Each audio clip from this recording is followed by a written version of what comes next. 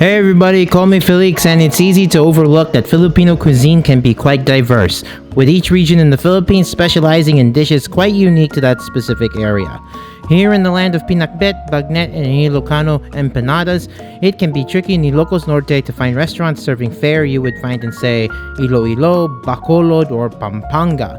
A brand new restaurant recently launched in the provincial capital of Laoag City called Grandpa's Kitchen, bringing the taste of Western Visayas, Pampanga, and Metro Manila way up north to the sunshine city of Ilocos.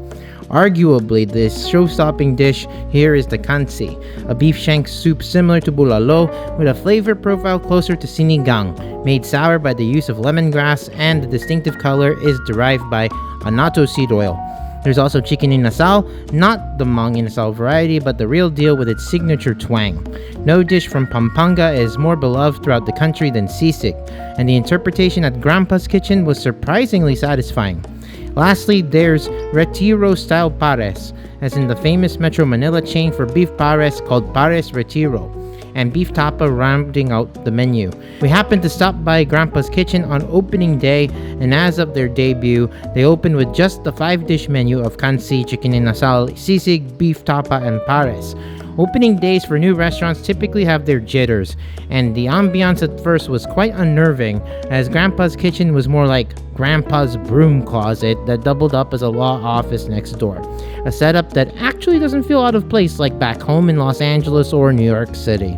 Not to mention, the roadwork on the street in front coincidentally added to this strange vibe, and thankfully the construction workers' lunch hour coincided with ours, as we were able to work noise-free. Did Grandpa come through with great Filipino comfort food on opening day? The interesting answers are to follow. Keep watching to find out. Here you're trying out the beef pares then. Yeah, this is the beef pares. Yes. Wow, it looks really good. A fatty chunk of beef. Dad cannot wait any longer, so here you go. He's trying it out before we do. Ah, It's good? wow.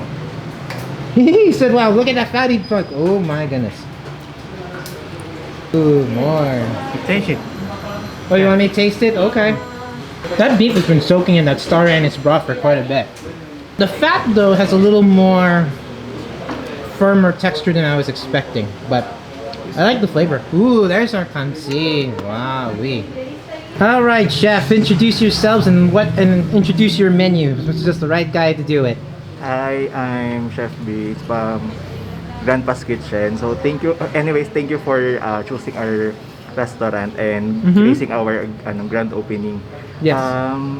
We are here. We are serving our first five dishes. The beef tapa, and then the kansi of Bacolod, and Bacolod's chicken inasal, and Pampanga's sisig, famous sisig. Oh, right here. Yes.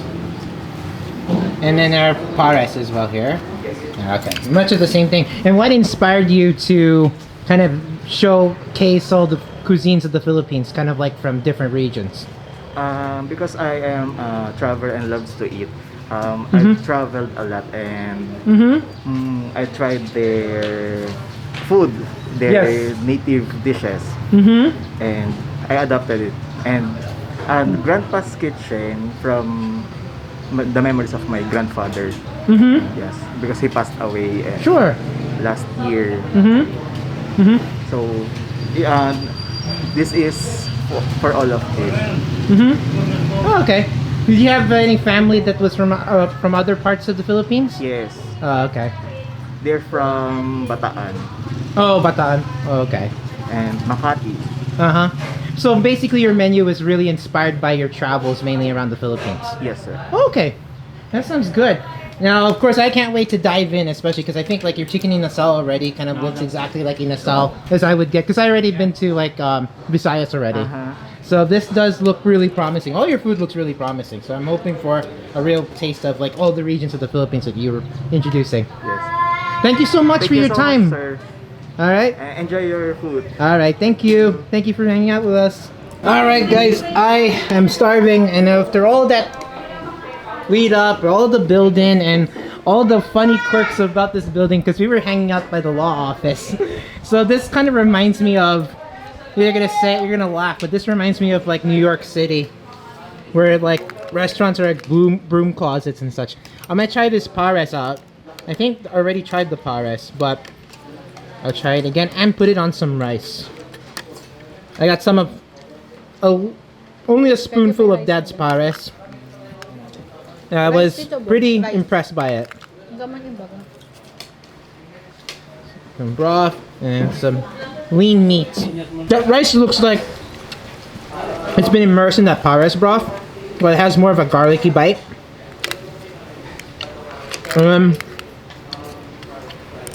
It's pares meat. It's got like a little bit of texture in the fat, but otherwise I think it's really well suffused with all the aromatics, especially that star anise. And you definitely need some of the fresh spring onion to cut into the richness. Where shall we go next? I think Kansi and then the bulalo. They're like I think the Kansi was the thing I was looking most forward to because they put a big advertisement for it, and I said, "Oh my goodness, that's what drew me in, right, Warren?" Yeah, that's what drew us in. But I'm gonna try your Kapampangan sisig. Wow, alright. But looks like the egg has kind of like condensed a little bit, almost like the fats and then the egg have all kind of congealed a little bit. That should add some creamy texture. I think the flavors are really spot on. I like the creamy texture, and then there's the onions that cut into it, both the white onion and the fresh green onion. It's more of like a semi-fatty sort of semi-fatty lean meat sort of sisig. Not a ton of brown bits here. I really like the creaminess and the fattiness of it, and then the flavors are really spot on. Let's try that tapa out. Oh, one thing I forgot to say, the sisig is got a spicy bite without even breaking that siling labuyo. Which I like, which I welcome. Yeah. It has like these diced up green peppers. Personally, I love that little bit of heat. Add some contrast with the sharpness from the calamansi. As for the tapa, I think it's well marinated too. Again, it's not dry. It's almost as if it's like barbecue beef. I think it's time for our kansi. So kansi, you know, in Western Visayas like Bacolod or Iloilo, this is their version of bulalo. So as you can see, there's some achiote seeds, and then there's some sourness. Sometimes they put like jackfruit in here as well, like young jackfruit, add some more body. And you see, it's a lot of that orange broth that looks distinctive like achiote seeds. What I'm getting more is like a gentle kind of slightly gingery flavor from the soup. It's not like really sour, but ooh, look at that beef just come off. I mean, big glob of beef. Yeah, I guess we really should eat this with rice because it just welcomes it. And I'm just cutting it with my spoon. Look at that.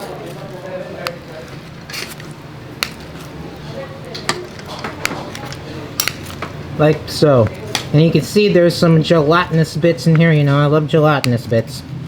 So this looks like a really good rice bite with some rice. Yay, buttery beef on the rice as well. I'm getting like that gentle ginger sort of flavor. It's kind of immersed into like the gelatinous chunk of the beef. Quite refreshing. It doesn't feel like too sour. It's just a nice gentleness that doesn't take away from the richness of the beef.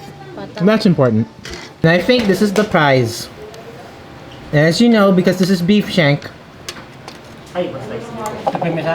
this is Do you want it to slice already or do you want to show it? Yeah. I'm already shown it. You can go ahead and slice it. Have it sliced? Yeah. Thank you. So while we're having our chicken inasal sliced, it's just for convenience sake. Look at the blobs of butter. That's not butter, that's beef butter, as in bone marrow. There's a citrusy kind of sour that's really refreshing from when I dig from the bottom up. It goes really well with that beef butter. And another one. Yeah. There you go with our beef again. And again, there's lemongrass. There's more of a lemongrass note that comes out when you dig from the bottom. I love Thai meat, so I'm gonna get Thai of the chicken inasal. This was the thigh part though. That's almost the breast already. Okay, but it has more skin. Oh yeah, fine. Okay, so yeah, I think these are thighs anyway. So I don't like chicken breast. I've said it a few times on the blog, so I'm glad it's just leg quarters. What they call leg quarters here. All right, let's try out our chicken inasal. The only thing is there's a distinctive sort of crust you get out of the skin, like with chicken inasal, and it releases more of like that burnt or grilled citrus flavor. I don't really get that here. Not really my favorite. So Warren, you think the sisig is the best thing? Yeah. It's so freaking good. The sisig. For me. I feel like it's a three-way tie between sisig, Kansi, and Pares. I really like the texture. I really like the onions cutting into it. The chili is nice and spicy even without the sining labuyo. The calamansi. Couple things. I wish there was on a hot plate, and I wish it had a little more crispy bits. I think it would be perfect. I mean, the kansi is really good.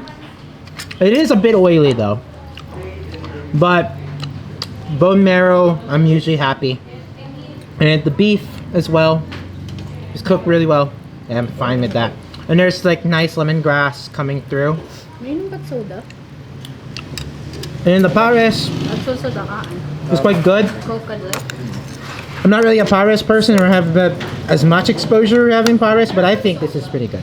I'll say the chicken inasal is disappointing because it doesn't really taste like the grill. And it tastes like it came out of a convection oven. So you'll notice that it's past 1 o'clock, after lunch break.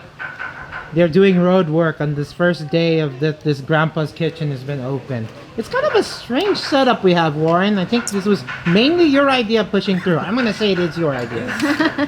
Because you said, I want the kansi. I was looking at that photo, ooh la la.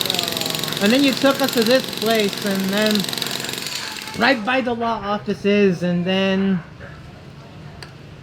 I said it's a funny little setup. And then I'm trying to cool off over here because we have no fans here. They set us, I'll give them credit though. They set us up outside per our request. So we have plenty of room. So props to them for that too. But yeah, just so funny timing. But it's a good thing. I was able to say my words in etchwise before the jackhammer came. Alright, honest to goodness books accounting. How much did it cost, Dad? The damage. 1,395. 1,395. 75 pesos per plate, and of course we had to get almost everything. They actually got everything. What?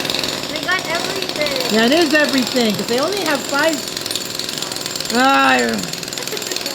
Okay, I'm gonna turn this off. While we have a moment of respite from the jackhammers going off, let's just say that the damage was 1,395 pesos. It's starting up again. I told you. Okay, whatever. I'll just tell you back home. I'm not what we thought of this place. There you go. Cut the voiceover. And that about wraps it up on our review of Grandpa's Kitchen.